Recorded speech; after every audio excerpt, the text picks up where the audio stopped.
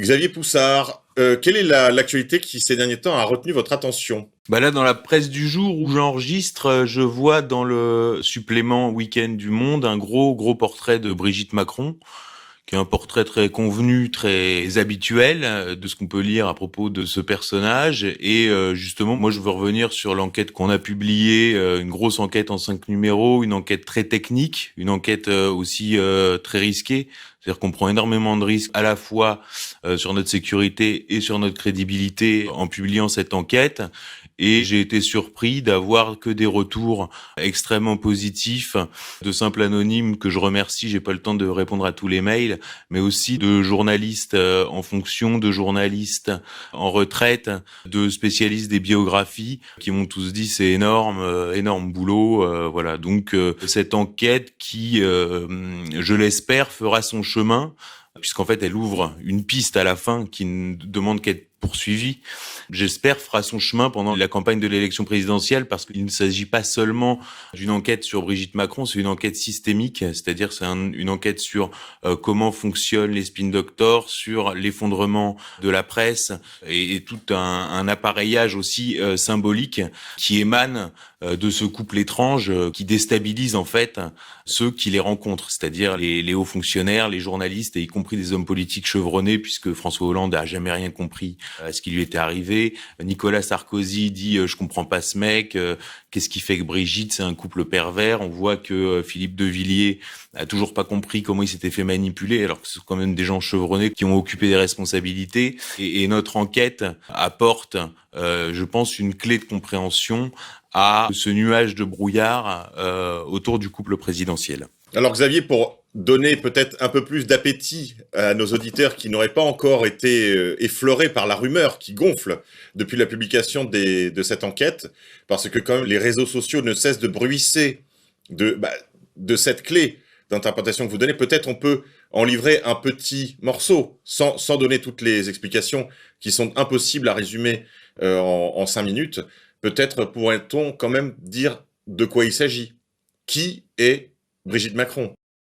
Le problème central, c'est que il y a très peu de témoignages. Si vous voulez, quand vous rédigez une enquête sur Brigitte Macron, vous êtes convoqué à l'Élysée par deux personnages qui constituent le cabinet de Brigitte Macron, qui s'appellent Tristan Bromet et Pierre-Olivier Costa, qui vous font une audition en dehors de l'Élysée dans un café. Et si vous passez votre test, vous êtes reçu par Brigitte Macron. Et ensuite, l'Élysée vous remet une documentation. Donc déjà, on n'a quand même pas beaucoup de leçons de démocratie et de liberté de la presse à donner aux autres pays, une fois qu'on comprend que ça fonctionne comme ça. Ensuite, Tristan Bromet et Pierre-Olivier Costa ont pour particularité d'avoir géré la communication, avant de gérer la communication de Brigitte Macron, de gérer la communication de Bertrand Delanoë. Les autres communicants qui sont en charge d'écrire la légende officielle, Le Monde a appelé l'histoire de Brigitte et Emmanuel Macron une légende officielle. C'est-à-dire que même eux nous disent n'y croyez pas. Ce sont les équipes qui étaient chargées de protéger la vie privée de Dominique Strauss-Kahn, c'est-à-dire essentiellement Jim Finkelstein et Ramzi Kiroun, et puis ensuite les gens qu'ils ont formés. On retrouve aussi évidemment Michel Marchand qui, elle, s'occupe des people à Paris et à Monaco, et elle a été présentée au Macron par Xavier Niel, dont on sait qu'il a trempé dans des affaires de proxénétisme.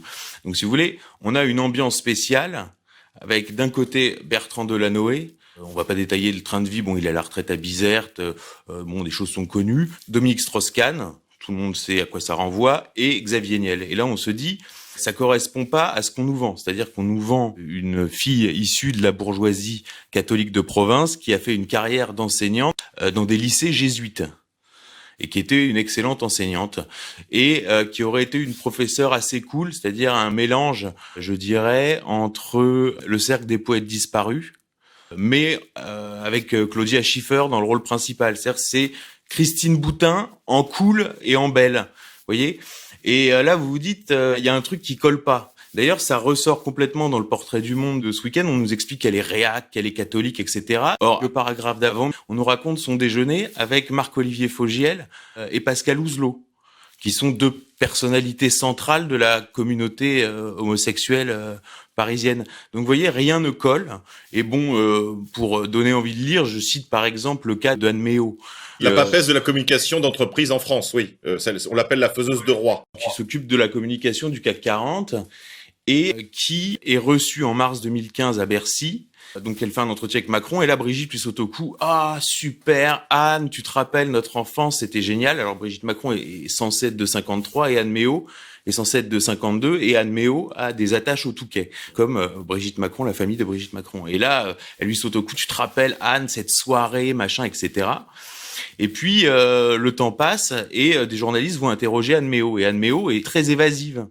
Et puis finalement, on apprend après que, en fait, la fois où elle l'a rencontré à Bercy le 8 mars 2015, c'était la première fois qu'elle l'avait rencontré.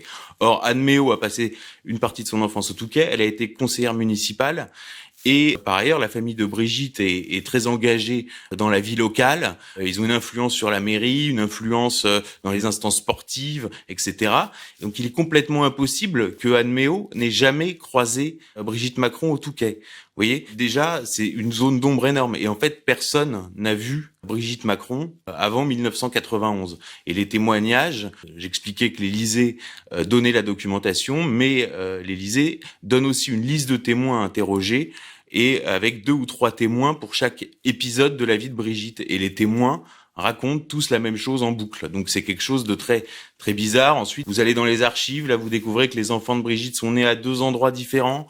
Vous découvrez un faux faire-part de mariage, du premier mariage de Brigitte dans les archives, qui est une pièce très importante du dossier puisque ça prouve que les équipes de communicants de l'Élysée ont déposé dans les archives à la Bibliothèque nationale de France des fac-similés modifiés destinés à accréditer l'existence d'une Brigitte Trogneux, née en 1953, épouse Osière en 1974.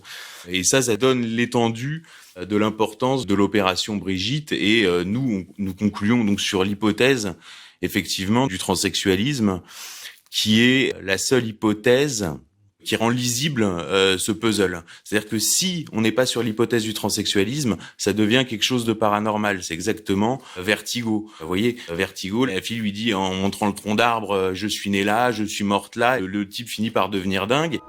Somewhere in here I was born. And there I died. When were you born? Long ago. Where? When? Tell me. Madeline, tell me. No. Et puis à la fin, il comprend qu'il a été manipulé et qu'en fait, c'est une actrice qui a été relookée pour ressembler à la fille du tableau, etc. Et qu'en fait, tout ça est rationnel.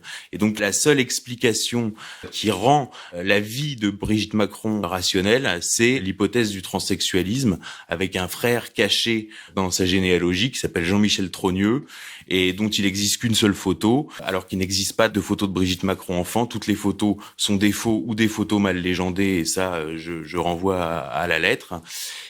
Et donc, on continue de chercher, on confirme, on infirme. Enfin, c'est une vraie enquête et en espérant que ça intéresse des gens qui, eux, de leur côté, pourront aussi effectuer des recherches. Merci beaucoup Xavier pour cette exclusivité. Retrouvez toute cette enquête dans Faits et Documents. Vous pourrez retrouver évidemment toutes les coordonnées sur leur site internet, aussi bien que sur le portail d'égalité et réconciliation. Merci beaucoup. Je sais, certains de nos auditeurs seront très choqués, très surpris, mais référez-vous à ces 5 numéros spéciaux de Faits et Documents. Vous y verrez des choses extrêmement intéressantes, extrêmement convaincantes.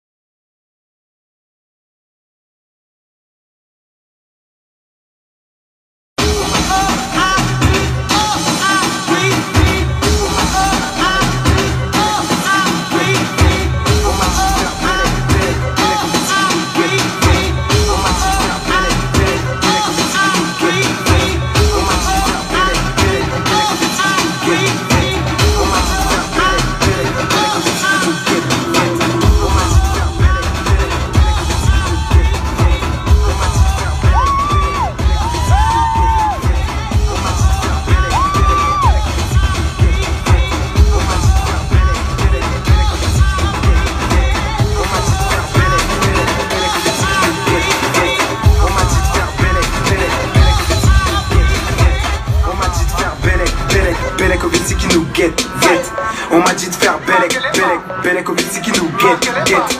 On m'a dit de faire Belek, Belek, Belek au Vitsi qui nous guette, guette. On m'a dit de faire Belek, Belek, Belek